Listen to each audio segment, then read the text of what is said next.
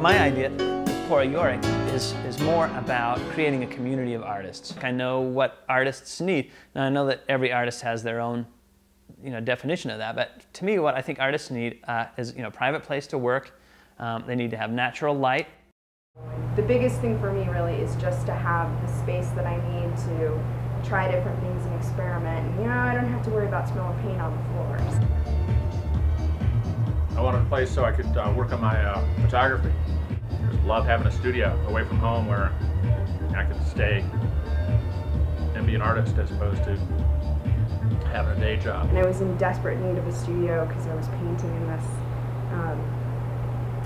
sort of little shack in my backyard. For years I've been doing the loner thing and wanting my own space. Well, poor Yorick, it's the kind of pseudo character from Hamlet. The guy who's being dug up to make room for somebody else to be buried in his grave.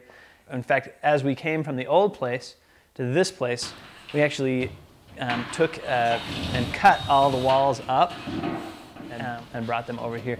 And now we're kind of popping them back up into place, like a barn maybe. So obviously still lots to be done here. We've got to hang lights, and there's lots of construction that's still going on.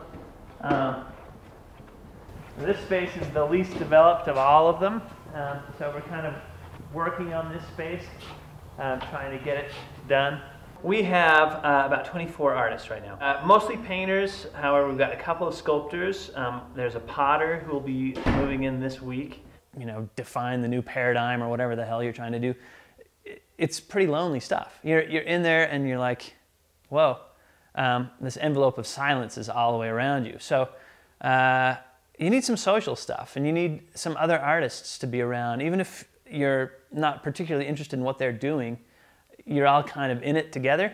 And there's lots of great energy. The great thing about working out of a space where there's other artists, you need a distraction for a moment, or get some feedback from, or it's just a really nice energy to be working around other people. And the charm of being in a shared space with other artists, because it really helps get the creative juices flowing to be talking to other artists all the time.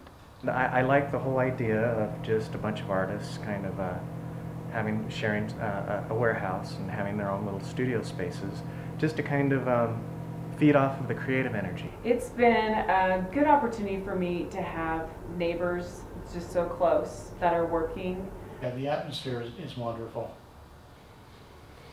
And a lot of the creative process depends on, what atmosphere you surround yourself with. Yeah, and it's inspiring just to walk down and see a fellow painter or sculptor and just kind of use that energy to hopefully create some nice work. For me, I think that it needs to be more collaborative. There needs to be certainly more of an art scene here in Salt Lake City. And this stuff is very, very current and very, I don't know, it just feels really fresh. We do this open studio a couple of times a year. We put the artwork up and I just have a big art party. And we get a lot of people. I have no idea how many people come, but it's kind of a mob scene here for a little bit. And talk about art. That's great to be able to do that. So I'm having some fun. Great, I love it. Yep. Hey, go for what you want to do. I'm just hooked. I